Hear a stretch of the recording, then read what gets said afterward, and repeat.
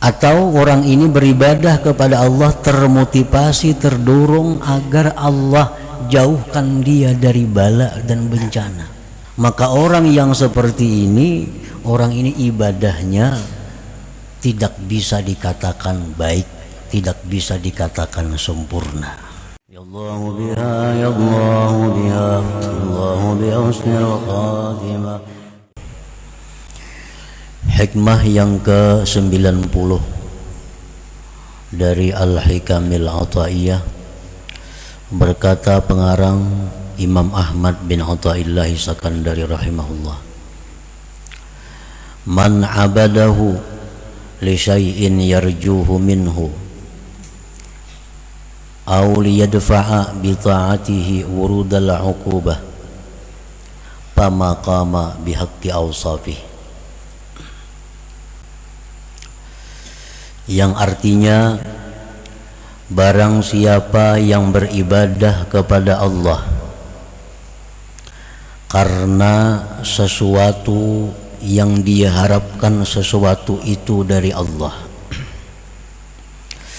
atau dia beribadah agar Allah menghindarkan dengan sebab taat itu akan datangnya bala, maka tidaklah dia mendirikan dengan hak sifat-sifat Allah Subhanahu wa ta'ala.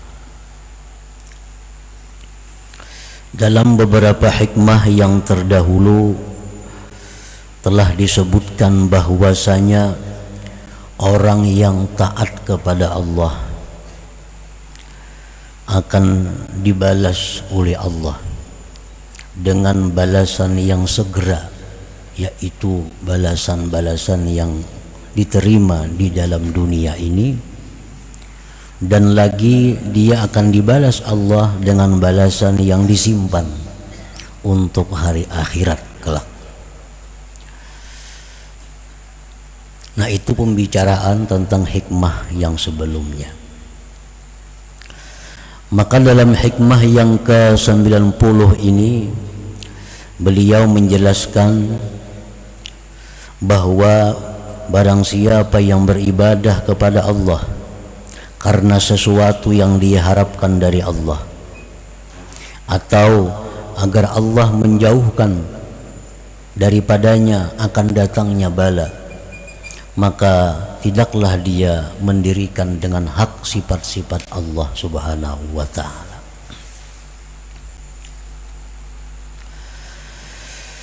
Man abadallaha ta'ala li syai'in yarjuhu minhu fid dunya ka sa'atir rizqi wa tayyibil ma'isah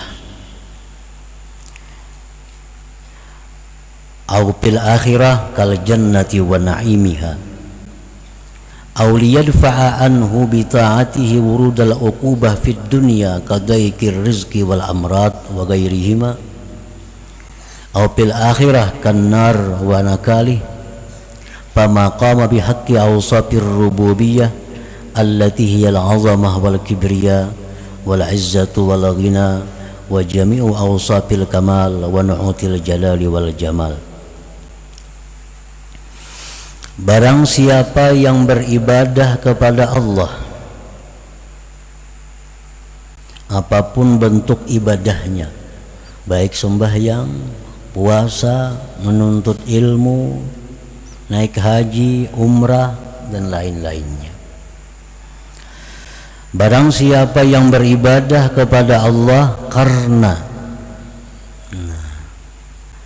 artinya terdorong oleh sesuatu yang dia harapkan sesuatu itu daripada Allah, seperti keluasan rezeki, baiknya penghidupan, atau di akhirat seperti surga dan kenikmatannya, atau agar Allah hindarkan daripadanya dengan taat itu datangnya bala dalam dunia, seperti sempitnya rezeki, penyakit-penyakit dan selain keduanya, atau di akhirat seperti neraka dan siksanya. Maka orang yang beribadah dengan demikian, orang yang beribadah dengan terdorong, termotivasi oleh yang demikian, maka dia tidaklah mendirikan dengan hak sifat-sifat ketuhanan yang itu adalah kebesaran, kemuliaan, kekayaan, dan sekalian sifat-sifat kesempurnaan dan sifat-sifat kebesaran dan keelokan. Nah, para muhibbin rahimakumullah, orang ini beribadah kepada Allah terdorong, termotivasi sesuatu yang dia harapkan Allah memberikan sesuatu itu padanya, baik di dunia atau akhirat. Atau orang ini beribadah kepada Allah termotivasi, terdorong agar Allah jauhkan dia dari bala dan bencana. Maka orang yang seperti ini, orang ini ibadahnya tidak bisa dikatakan baik, tidak bisa dikatakan sempurna.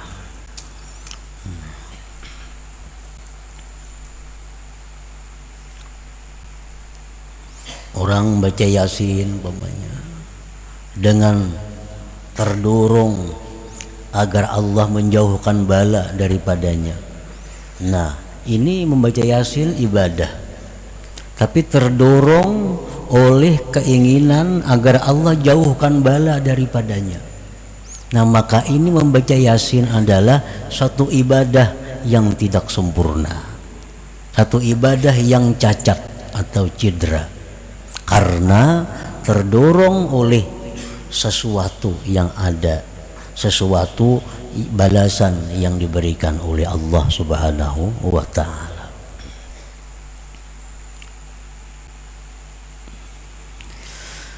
Pannasu fi ibadatillahi ta'ala bi'atibari ikhlasihim ala thalathati aqsam. Maka bermula manusia pada beribadah kepada Allah Subhanahu wa ta'ala dengan mengiktibar keikhlasan mereka itu terbagi 3 macam golongan manusia. Faminhum may ya'budullah khaufan min 'iqabih ajilan aw ajila aw tama'an fi rahmatih wa hifzih ajilan aw ajila wahum min awamil muslimin fa ibadatuhum ma'lulatun madkhulah. Maka sebagian dari manusia, ada orang yang beribadah kepada Allah karena takut dari siksa Allah. Ada orang yang beribadah kepada Allah itu karena takut terhadap ancaman Allah, baik di dunia atau akhirat. Atau dia beribadah itu karena ingin dapat rahmat dan lindungan Allah di dunia atau akhirat. Wahum min awamil muslimin, maka orang seperti itu adalah golongan orang awam daripada kaum muslimin. Artinya orang ini beribadah surga nang ditujunya. Orang ini beribadah supaya jangan masuk neraka. Orang ini beribadah tujuan supaya dalam dunia dia dilindungi oleh Allah. Orang ini beribadah supaya dalam dunia dia mendapat kebaikan-kebaikan dari Allah. Nah, ini adalah cara perilaku beribadahnya orang awam. Fa ibadatuhu ma'lulatun madkhulah, maka ibadah mereka ini sakit dan cedera. Arti ibadahnya itu kada sempurna. Ibadahnya itu kada sempurna. Ibadahnya itu murah nilainya di sisi Allah Subhanahu wa taala. Karena barang apapun bila sakit, bila cedera, tentu itu murah. Nah, jadi ibadah orang awam yang seperti demikian, maka itu ibadahnya nilainya sedikit di sisi Allah Subhanahu wa taala. Wa fihim qala alaihi salatu wassalam, dan pada mereka itulah Rasulullah sallallahu alaihi wasallam bersabda, laulan nar ma sajada lillah sajid. Ujar Nabi, andai kata tidak ada api neraka, niscaya tidak ada sujud bagi Allah seseorang yang sujud. Ini orang-orang awam. Jakanya kada ada neraka, kada bisa bayangan orang awam ini. Kada bisa bayangan ini. Cuma karena takutan masuk neraka, lalu sembahyang, puasa, berzakat. Nah, karena takutan masuk neraka. Laulan nar ma sajada lillah sajid, jikalau tidak ada neraka, tidak ada orang yang sujud kepada Allah. Nah, ini golongan tadi. Artinya golongan ini bukan golongan yang tidak baik, bukan. Cuma kurang baik. Kurang baik. Wa fihim aidan qala alaihi salatu wassalam, dan pada mereka itu pula Rasulullah bersabda, la yakun ahadukum kal abdis su in khafa amila wala kal ajiri su illam yu'tal ujrah lam ya'mal. Janganlah kalian itu seperti seorang budak, seorang hamba yang jahat. Bila mana takut, dia beramal. Jadi beramalnya itu karena ketakutan, karena takut. Dan jangan pula kalian seperti seorang buruh yang jahat. Bila mana tidak diberi upah, dia tidak bekerja.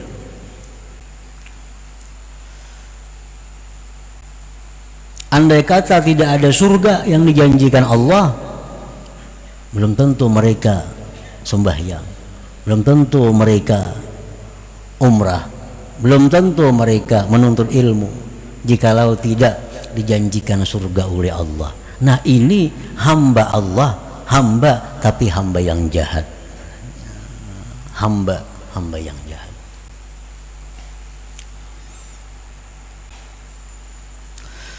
Wa fi Zabur, tersebut dalam kitab Zabur, wa man azlamu mimman abadani li jannatin aw li narin law lam akhluq jannatan wala nara alam akun ahlan li an uta'a.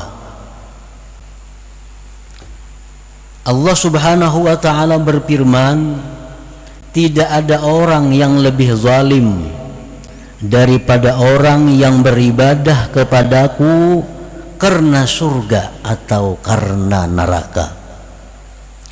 Jikalau tidak aku ciptakan surga, tidak aku ciptakan neraka, apakah aku ini tidak berhak untuk ditaati?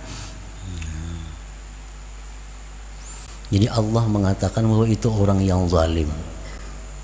Padahal ya Tuhan, aku ini walaupun kada ada surga, walaupun kada ku ciptakan neraka, aku ini tetap berhak untuk disembah. Karena Allah punya sifat segala-galanya kesempurnaan, kebesaran dan keelokan. Andai kata aku tidak ciptakan neraka, tidak aku ciptakan surga, mestinya aku ini tetap disembah. Nah, karena sifat-sifat kebesarannya. Nah, jadi orang-orang yang beribadah kepada Allah karena termotivasi, terdorong, keinginan surga atau dijauhkan dari neraka, maka itu ibadahnya tadi adalah kurang baik, kurang bagus.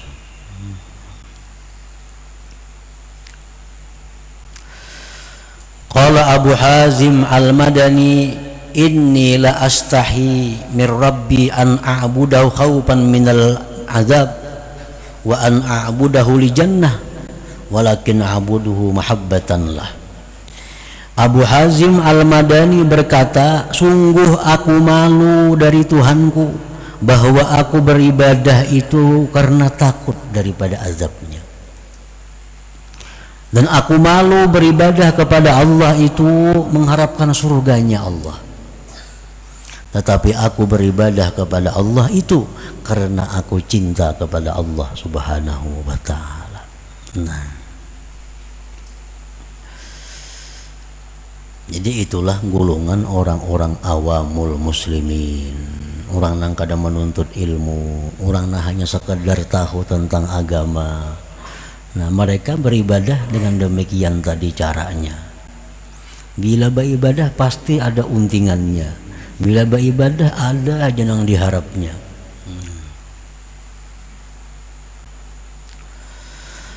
Wa minhum man ya'budullaha ta'ala mahabbatan fi dzatihi wa syauqan ila liqa'ih la tama'an fi jannatihi wa hifzihi wa la khawfan min narihi wa nakalih fahumul muhibbun as-sairun. Sebagian manusia lagi ada yang beribadah kepada Allah itu karena cinta kepada Allah, rindu bertemu Allah, bukan mengingini surganya dan pemeliharaannya, bukan takut neraka dan azabnya. Maka inilah golongan yang disebut muhibbun as-sairun, pecinta-pecinta Allah yang masih berjalan menuju kepada Allah Subhanahu wa ta'ala. Nah, orang ini beribadah kepada Allah, dia ada menemukan kesenangan. Nah, dia beribadah kepada Allah ada menemukan kerinduan kepada Allah. Dia bukan mengharap surga, bukan takut neraka kada. Cuma bila mana mereka beribadah, mereka ada ketenangan. Nah, mereka ada kerinduan kepada Allah. Nah, ini orang-orang yang golongan muhibbun, golongan pecinta Allah Subhanahu wa ta'ala yang masih berjalan menuju Allah Subhanahu wa ta'ala. Orang ini bila hatinya gelisah, bila hatinya galau, ambil tasbih, berzikir la ilaha illallah, la ilaha, karena dia menemukan ketenangan dalam zikir itu. Orang ini bila hatinya kada nyaman, baca Quran, dia menemukan kenikmatan dalam baca Quran itu. Nah, ini orang-orang muhibbun.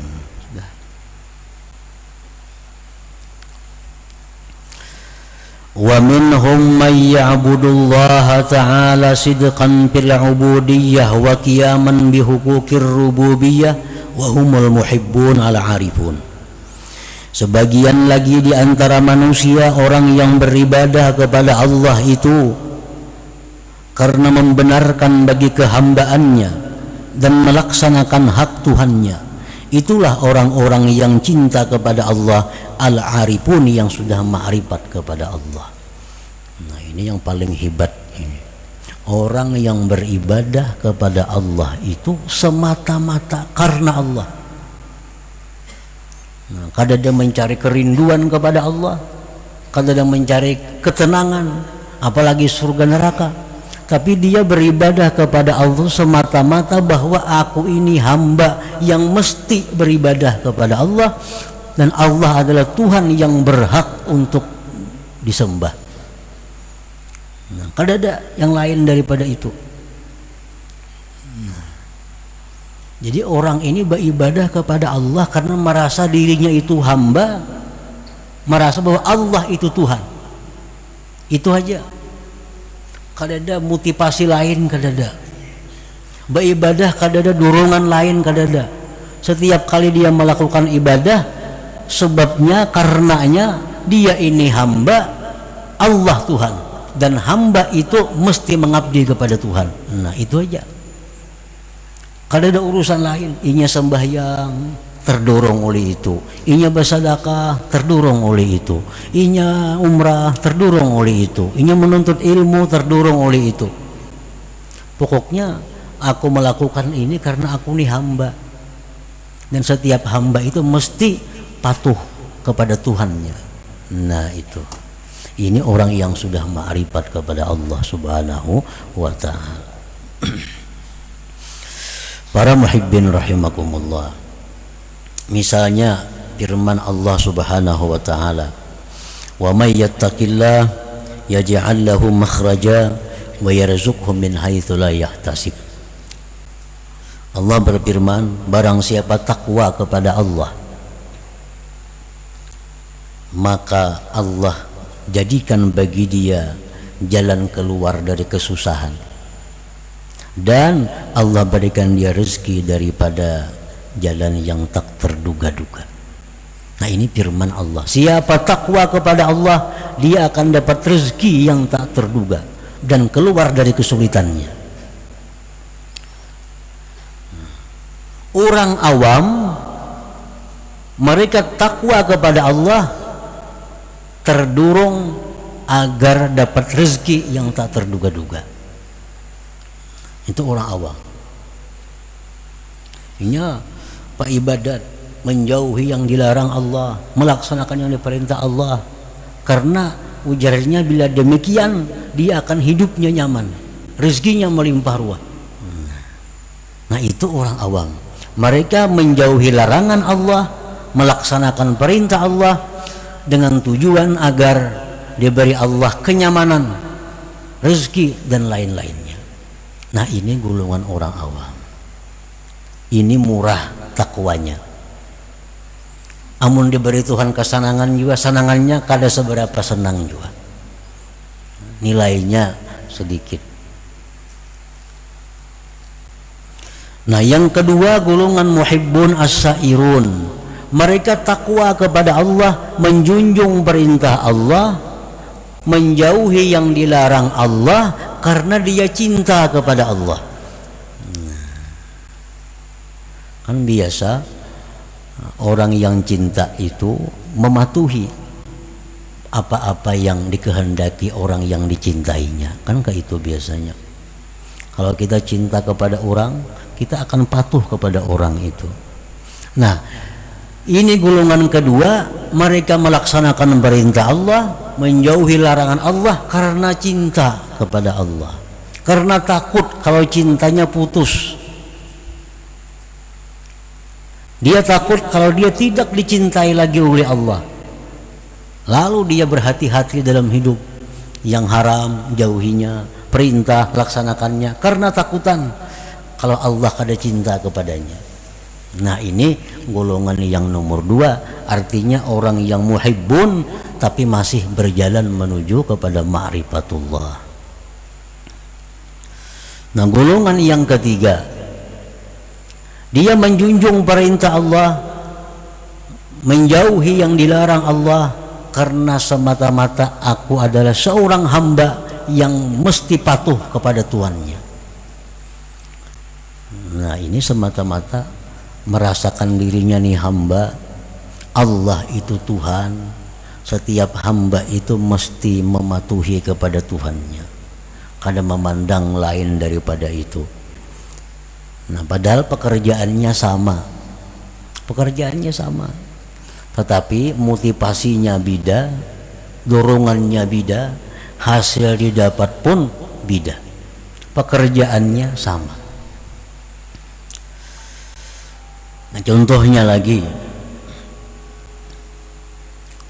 Rasulullah SAW bersabda, suratul waqi'ah suratul ghina. Ujar Nabi, surah waqi'ah yang ada dalam Quran itu adalah surah kaya, surah sugih. Faqra'uha, baca mun hendak sugih, baca tiap malam surah waqi'ah mun hendak sugih. Wa'allimuha auladakum, ajarkan kepada anak-anak kamu surah waqi'ah. Orang-orang awamul muslimin, mereka tiap malam baca surah waqi'ah supaya sugih, supaya sugih. Mereka ajarkan anak-anaknya baca waqi'ah, kamu hidup nyaman, hidup kamu kada fakir. baca waqiah. Cuma harapannya supaya hidup ini jangan kekurangan rezeki, jangan kekurangan duit. Orang-orang yang golongan kedua, mereka baca surah waqiah, baca juga waqiah, tapi dorongannya bukan supaya sugih kada, karena mereka baca surah waqiah itu adalah membaca kalam Allah, kalam orang yang dia cintai. Nah, lalu dia merasakan ada kenikmatan, ada kenyamanan dalam membaca waqiah itu. Ini golongan muhibbin. Yang ketiga, golongan yang paling tinggi, dia baca surah waqiah karena ini adalah kalam Tuhanku dan aku seorang hamba mesti membaca surat dari Tuhanku. Nah, karena ada tujuan-tujuan lain daripada itu. Nah, ini golongan yang ketiga. Baca surah waqiah, ini perintah Allah. Aku hamba mesti patuh kepada perintah. Nah, kayak itu aja. Ini sudah orang ma'rifat macam itu. Kenapa sembahyang? Ini sembahyang perintah Allah. Kau laksanakan. Kada mengharapkan surga apa kada ada. Ini perintah Allah, kau laksanakan sembahyang. Nah, kalau macam itu perilaku kita, motivasi kita beribadah, berarti kita memakai motivasi orang yang ma'rifat dengan Allah Subhanahu wa ta'ala. Fastahi ayyuhal insan an tatluba ajran ala ibadatik. Malulah engkau wahai manusia bahwa engkau meminta upah atas ibadah itu. Mestinya kita malu. Nah, kita minta ganjaran atas ibadah itu. Mestinya malu. Warfa' himmataka anil huzuz subbat lakal huzuz. Tinggikan keinginan engkau dari kepentingan-kepentingan surga, neraka dan lain-lainnya. Niscaya ditumpahkan bagi engkau kepentingan-kepentingan itu. Nah, artinya kalau orang tuh baca Quran, baca surah waqiah atau ia takwa kepada Allah semata-mata karena dia hamba Allah dan yang menyuruh ni Tuhan adalah Tuhannya Allah Subhanahu wa ta'ala. Dia baca Quran, dia takwa kepada Allah, akan Allah tumpahkan baginya bagian-bagian seperti yang diingini oleh orang-orang awam tadi, bahkan lebih banyak daripada yang diberikan kepada orang-orang awam tadi. Orang awam baca surah waqiah, berduit inya, berduit karena tujuannya memang itu. Nah, orang ini kada tujuan apa-apa, dia baca waqiah juga, tapi Allah berikan rezeki yang melimpah ruah kepada orang ini. Beda dengan rezeki yang diberikan Allah kepada orang yang awam tadi, lebih banyak, bahkan sampai kepada anak cucu cicit intahnya. Diberikan Allah rezekinya, diberikan Allah keluasan nikmatnya, berkat berkat keikhlasan yang murni dari nenek moyangnya yang dahulu itu. Orang awam tadi paling-paling saganinya seorang itu, anak cucunya kada sempat menikmati itu. Tapi kalau orang-orang yang ma'rifat kepada Allah ini, yang mana mereka beribadah semata-mata karena merasa dirinya hamba yang mesti beribadah, nah ini Allah berikan segala macam bagian-bagian yang abadi, yang sampai kepada anak cucunya menikmati bagian-bagian itu. Warfa' himmataka anil huzuz subbat lakal huzuz. Angkatlah dari keinginan engkau, keinginan-keinginan, niscaya akan ditumpahkan bagi engkau bagian-bagian itu. Jadi umpamanya orang baca surah waqiah dengan tujuan supaya dapat duit, diberi Tuhan duit 100.000, dapat duit enggak? Orang baca surah waqiah tujuannya semata-mata menjunjung perintah Allah, 1 miliar Tuhan beri. Mana akunnya? Allah tahu yang pertama ini mata duitan. Baca surah waqiah nak di duit, beri Tuhan juga duit cuma 100.000, murah. Ada ini beribadah kepada Allah semata-mata karena dia hamba Allah, setiap hamba wajib mengabdi kepada Tuhannya. Nah itu motivasi dirinya. Nah ini akan diberikan Allah harta, segala macam kenikmatan yang sampai anak cucu buyut intahnya akan mendapatkan bagian daripada itu. Nah para muhibbin rahimakumullah, jadi kebiasaan salah kita, kebiasaan buruk kita, bila mana kita beribadah selalu mengharapkan ganjaran Allah, kita beribadah mengharapkan gantian dari Allah, maka itu kita tinggalkan. Nah kita rubah, setiap kali kita beribadah kita semata-mata itu menjunjung perintah Allah. Diberi Tuhan kakak ada tahu urusannya, ini perintah yang mesti kulaksanakan. Nah, dan Tuhan pasti akan memberikan yang berlipat ganda itu. Nah selanjutnya hikmah yang ke-91 ila hadratin Nabi sallallahu alaihi wasallam. Al-Fatihah.